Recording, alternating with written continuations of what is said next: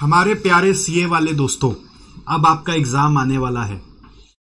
1 महीना पहले हर समय परेशानी लगती है, हर समय ये लगता है कि अब आगे क्या करें। तो first of all, nothing is far when one wants to reach there. ये मोटिवेशन अपने अंदर रखना कि अब दिल्ली दूर नहीं है, अब आपकी मंजिल दूर नहीं है। अगर आप सच में जाना चाहते हो, आप पहुंच ही जाओगे।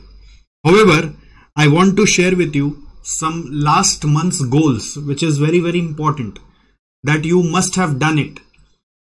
देखिए, लास्ट मंथ में सबसे पहला स्ट्रिक्ट नो रहता है, नो फॉर एनीथिंग न्यू। अब कोई और नया मत करो। हमारे पास्ट में भी बहुत सारे स्टूडेंट्स को हमने ये एडवाइस किया है और आपको भी एडवाइस करेंगे। क्या होता है ना कि आप कहीं पे सुन लेते हो, कोई बोल देता है ये किया वो किया, और अब लास्ट मोमेंट पे नहीं किया हुआ है, तो घबराने का नहीं है। No for anything new. It's better that you play with your strengths. You have to now play with what you know, play with what you have already studied, ठीक है, what you have already done, ठीक है। तो आपको अपना कुछ goals बनाना पड़ेगा। सबसे पहले ओवरऑल लास्ट मंथ में जब आप पढ़ाई करेंगे तो एक चीज ध्यान रखिए कि आपको हमेशा फोकस करना है रिकॉल के ऊपर, कि याद कितना है।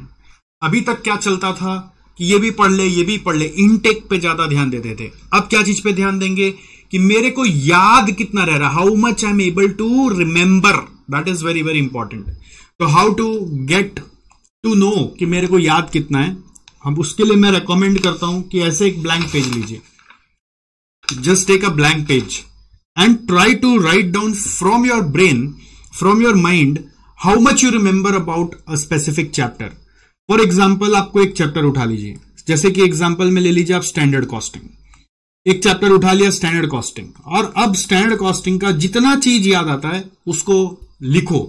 कोई बहुत सजा के लिखने का दरकार नहीं है। Whatever way you want to write, blank page लीजिए और माइंड से उतार के देखिए कितना कंसेप्ट याद आता है। हो सकता है किसी का की पॉइंट याद आएगा, हो सकता है किसी का फॉर्मूला याद आएगा, हो सकता है किसी का आपको पूरा डिटेल याद आएगा, हो सकता है किसी का खाली नाम याद आ रहा है, हेडिंग का, अंदर का कुछ याद नहीं आ रहा है। No worries, whatever you are able to remember, you have to first pour it out, see for yourself कि कितना अभी रिटेंशन हो रहा है, और जो नहीं हो रहा है उसी को खाली रेफर करके फिलअप कर लेंगे। प्रॉब्लम क्या होता है, स्टूडेंट्स क्या करते हैं लास्ट मोमेंट पे ज्यादा से ज्यादा वो वापस से सब कुछ फिर से पढ़ रहे हैं, मतलब हर समय इनटेक नहीं करते। खाना हर समय खाते रहते तो क्या होगा, इंडाइजेशन हो जाएगा। थोड़ा खाने के बाद घूम के पचाना भी पड़ता है, राइट। उसी तरीके से अभी आपको पचाना है, डाइजेस्ट करना मतलब इंश्योर करना है कि रिकॉल हो रहा है कि नहीं हो रहा है। तो best way to ensure that whether you are able to recall और नॉट, कोई भी सब्जेक्ट का कोई भी चैप्टर लीजिए और उस चैप्टर का ऐसे ब्लैंक पेज लेके जितना दिमाग में आता है उतना उतारते जाइए। जो नहीं याद आ रहा है उसको आप हेडिंग देके छोड़ दीजिए, कोई प्रॉब्लम नहीं है। एकदम नहीं याद आएगा ऐसा हो ही नहीं सकता है। 20% याद आएगा, 40 याद आएगा, 60 याद आएगा, 80 याद आएगा। अगर 80% याद आ रहा है ना तो you are good to go, your preparation is thorough, you are good to go, your preparation is thorough. और अगर मान लीजिए 60 याद आ रहा है तो ऐसा नहीं होता है हर सब्जेक्ट का, हर चैप्टर का 60 याद आएगा। किसी में कम याद आ रहा है, किसी में ज्यादा याद आ रहा है। नो वरीज, जिसमें कम याद आ रहा है उसका वो पार्ट हैप्पीली, खुशी मन से जाके पढ़ लेना। ओहो अच्छा, ओह मैं भूल गया, अब मैं उसको पढ़ लेता हूं। ऐसे ये नहीं कि डर के मैं ये भी भूल गया, हाँ मेरे को ये भी याद नहीं आ रहा, ऐसे नहीं करना है। उस डर के मारे आपका आगे का प्रिपरेशन और खराब हो जाएगा।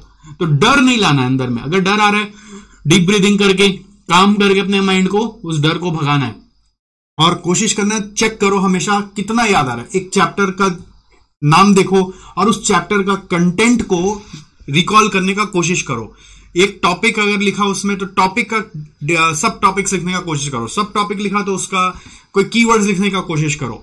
कितना डीप तक लिख सकते हो बिना रेफर किए, ब्लैंक पेज लीजिए और लिखते जाइए। 1 घंटा तक एक चैप्टर भर दीजिए, ठीक है। उसका क्वेश्चंस भी यदि आपको याद आ रहा है फॉर एग्जांपल, तो क्वेश्चन भी लिख लीजिए। ये वाला क्वेश्चन था, ये वाला क्वेश्चन था, ये वाला क्वेश्चन था, ये वाला क्वेश्चन था।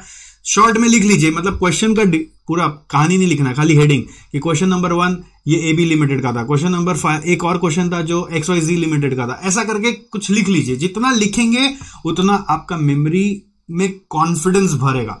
वो आप जो लिखेंगे ना अभी ब्लैंक पेज पे, ये आपका डे बिफोर एग्जाम का समरी नोट्स जैसा भी काम करेगा। हो सकता है आपने समरी नोट्स बना रखा हो, बट रिकॉल करने का बेस्ट स्ट्रेटजी होता है ब्लैंक पेज पे माइंड को उतारते जाओ।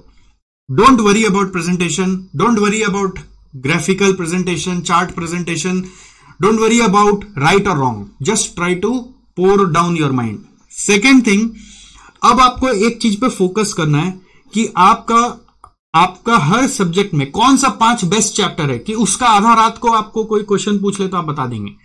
5 बेस्ट चैप्टर को मतलब इस तरह से तैयार करना है ये लास्ट मोमेंट पर कि आपको वो 5 बेस्ट चैप्टर का आधा रात को भी उठा के कोई पूछ ले तो उसका सारा क्वेश्चन आपको आता है। तो ये आपने अभी तक किया है कि नहीं, इसको चेक कर लेंगे। थर्ड नंबर, आपको ये पता होना चाहिए कि डे बिफोर एग्जाम हम जो रिवाइज नहीं करते वो एग्जाम में होता नहीं है। ठीक है, बहुत आसान कुछ होता है तो अलग बात है, बट कुछ भी अगर जरा सा भी ट्रिकी होता है तो उसको रिवाइज नहीं करते तो एग्जाम में होता नहीं है, ध्यान रखिएगा। तो ये एक टाइम आ जाता है लास्ट मंथ में कि आप हर सम्स का, हर क्वेश्चन का, जैसे थ्योरी में क्वेश्चन है, प्रैक्टिकल में सम्स है, आपने इंश्योर किया हुआ है कि नहीं कि उसका ट्रिक मार्क किया हुआ है कि नहीं है। हालांकि वो फर्स्ट रिवीजन से किया हुआ था, बट वो इंश्योर करना है कि मार्क्ड है कि नहीं है, किसी का छूट तो नहीं गया। और accordingly as per your preparation up to now आपको कौन कौन सा क्वेश्चन ऐसा लग रहा है कि वो डे बिफोर एग्जाम आपको रिवाइज करना ही करना है, तो उस क्वेश्चन का लिस्ट आपके पास होना चाहिए।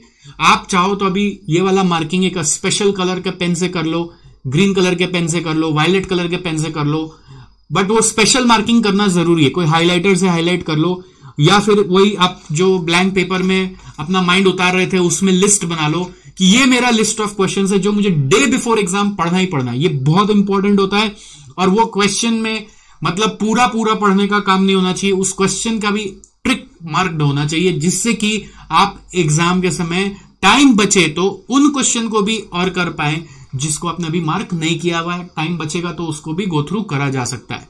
तो मोस्ट इंपॉर्टेंट क्वेश्चंस को आपको मार्क करके भी रखना पड़ेगा, ये आपका लास्ट मंथ का काम है। एक बहुत इंपॉर्टेंट चीज है कि नॉर्मली आपके एग्जाम में देखो 1.5 दिन का गैप होता है। अब ये 1.5 दिन का जब गैप होता है ना, तो उस 1.5 दिन में पूरा रिवीजन करना आता ही नहीं हम लोग को। फर्स्ट पेपर में वो फील नहीं होता, क्योंकि फर्स्ट पेपर में क्या होता है, फर्स्ट पेपर में आपका नॉर्मली आप 4-5 दिन हाथ में रख लेते हो तो आराम से हो जाता है, बट सेकेंड पेपर ऑनवर्ड से फील होने लगता है। तो मैं एक रिकमेंडेशन करूंगा कि आपको क्या करना चाहिए, अपना एक शेड्यूल बनाना चाहिए। अगर आप दोनों ग्रुप दे रहे तो दोनों ग्रुप का, अगर आप एक ग्रुप दे रहे एक ग्रुप का, और उसमें ऐसा करना चाहिए कि 1.5 दिन में रिवीजन का मैं प्रैक्टिस कैसे करूंगा। मान लो पेपर 1 है फॉर एग्जांपल, तो पेपर 1 में कोई प्रॉब्लम नहीं है, रियली कोई प्रॉब्लम नहीं है, बट पेपर 2 ऑनवर्ड्स आपको इसके बीच में 1.5 दिन ही एग्जाम हॉल में मिलता है। तो इस 1.5 दिन में आप पेपर 2 रिवाइज कर पा रहे कि नहीं, ऐसा एक शेड्यूल बनाकर प्रैक्टिस करो। ये शेड्यूल में पूरा 1.5 दिन में रिवीजन हो रहा है कि नहीं, इस चीज को इंश्योर करो।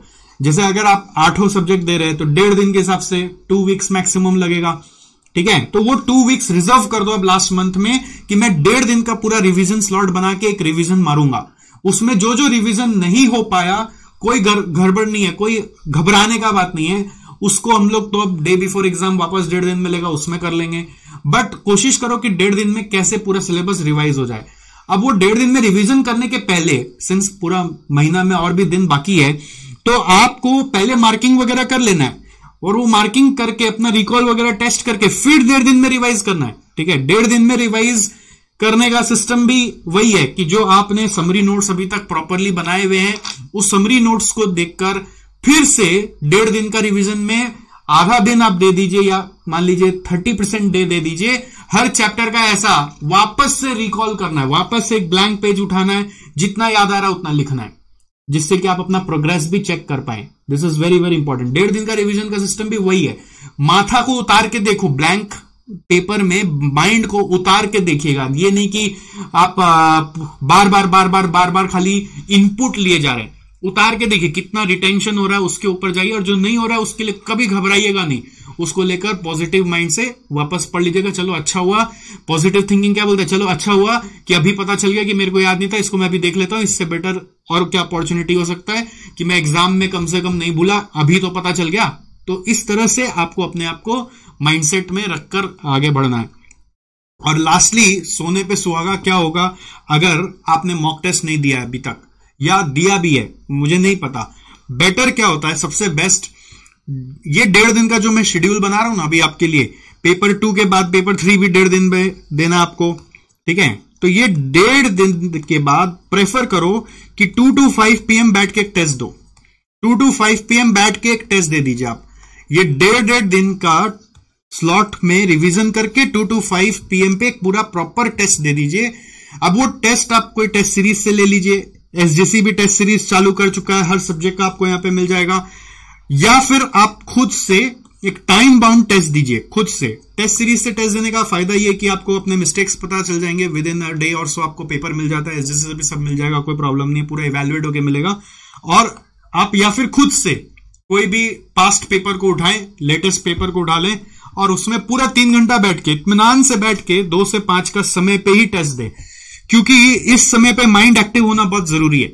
अगर आपका माइंड एक्टिव अभी नहीं, आप सोचेंगे एग्जाम के पहले एक्टिव कर लेंगे, तो वो होगा नहीं, वो रिस्क हो जाएगा। तो इट्स बेटर कि कम वॉट में, अगर घर पे इन्वॉल्वमेंट नहीं रहता है तो कोई लाइब्रेरी में चले जाइए, कोई दोस्तों के घर पे चल जाइए, कोई पड़ोसी के घर पे चल जाइए, जहां पर भी हो सके, बट ये 2 to 5 प्रॉपरली एक्टिव माइंड होकर टेस्ट देने का प्रैक्टिस करिए। बहुत बार बच्चों को ये देखा गया है कि वो लास्ट मंथ में ये चीज पे यूज टू नहीं होता है ना, तो day before exam use to नहीं हो पाते, और एग्जाम में आता हुआ भी नींद आ रहा होता है, पेपर करने को बनता नहीं, क्योंकि बॉडी यूज टू नहीं हुआ है। ये बहुत इंपॉर्टेंट है। तो मॉक टेस्ट को अपना पार्ट बना लीजिए, क्योंकि मॉक टेस्ट आपका प्रिपरेशन में जान फूंक देगा। और अगर आपने मॉक टेस्ट पहले से दे रखे हैं, हो सकता है बहुत सारे बच्चे एक्टिवली पहले से मॉक टेस्ट दे रखे हैं, तो मैं रेकमेंड करूंगा कि 2 से 5 का समय फिर बैठ के फिर से मॉक टेस्ट अगर नहीं देना है, आपको लगता है कि आपने इनफ दे रखा है, प्रॉपर दे रखा है, टाइम बाउंड दे रखा है, अगर दे रखा है, तो आप वो 2 से 5 बैठ के पुराने मॉक टेस्ट जो भी दिए उसको रिव्यू करिए, उसका क्वेश्चन पढ़िए और आंसर गेस करिए, और देखिए आपने क्या लिखा था, क्या सही था। फिर क्वेश्चन पढ़िए, आंसर गेस करिए, फिर देखिए आपने क्या लिखा था और क्या सही था। तो वो टाइम मॉक टेस्ट को दे दीजिए अगर मॉक टेस्ट दिया हुआ, और अभी भी मॉक टेस्ट नहीं दिया हुआ है तो this is the last opportunity. Institute फिर आपको अगला टर्म ना बुला ले, इस चीज का ध्यान रखिएगा।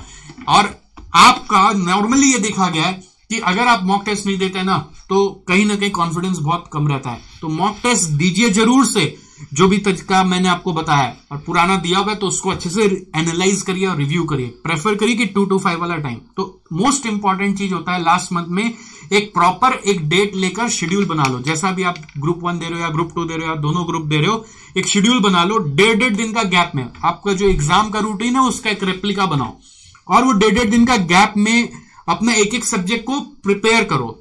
और उसके पहले क्या करो, उसके पहले अपना 5 बेस्ट चैप्टर एक बार और गो थ्रू करके रेडी कर लो, उसका सारा समरी नोट्स वगैरह या फिर उसका थ्योरी कीवर्ड्स जो भी है, और उसका सारा सम्स को एक बार और नजर से निकाल लो। फोकस करो कि माइंड उतार पा रहे हो कि नहीं उतार पा रहे हो।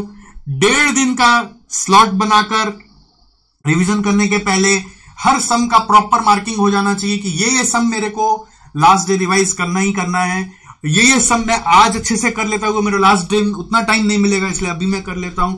और इस तरह से सम्स के अंदर का भी ट्रिक मार्क्ड होना चाहिए। और लास्ट में मॉक टेस्ट अभी भी नहीं दिया हुआ है तो मॉक टेस्ट जरूर दे देना। इसके अलावा और कोई भी सवाल हो आपके मन में आता हो तो आप कमेंट करना मत भूलिएगा, मैं आपको जरूर आंसर करूंगा। और last but not the least, all the best. और ये विश्वास रख के हमेशा पढ़ाई करिए कि मैं इस बार सीए बन जाऊंगा। ये विश्वास रखकर जब आप पढ़ाई करेंगे, मैं इस बार सीए बन गया हूं, मैं ईश्वर का शुक्रगुजार हूं कि मैं सीए बन गया हूं, इस विश्वास से यदि आप पढ़ाई करेंगे तो आपका सब पढ़ाई भी अच्छा होगा, आपको समझ में भी आएगा। वो डर यदि लाएंगे, डर बहुत पावरफुल होता है, इमोशन वाइज डर बहुत पावरफुल इमोशन होता है। अगर आप डर लाएंगे मेरा क्या होगा है तो अब ये क्या होगा वो क्या होगा, तो वो डर और रियलिस्टिक कन्वर्ट हो जाता है, मतलब रियलिटी में वो कन्वर्ट हो जाता है। तो डर नहीं रखना है। जब जब डर आ रहा हो डीप ब्रीदिंग करिए, थोड़ा राउंड मारिए और थोड़ा सा पानी वानी पीकर उस इमोशन को न्यूट्रलाइज करिए। जैसे ही डर आ रहा है वो इमोशन को इमीडिएट न्यूट्रलाइज करना है, डर में रखकर अपने आप को नहीं रखना है। And that way I think it should help. और भी आपके जो भी सवाल हो मैं वेट करूंगा। ऑल द बेस्ट एंड मैं दिल से आशा करता हूं कि इस बार आपका एग्जाम हो जाए, अपने मंजिल तक पहुंच जाए। सी यू।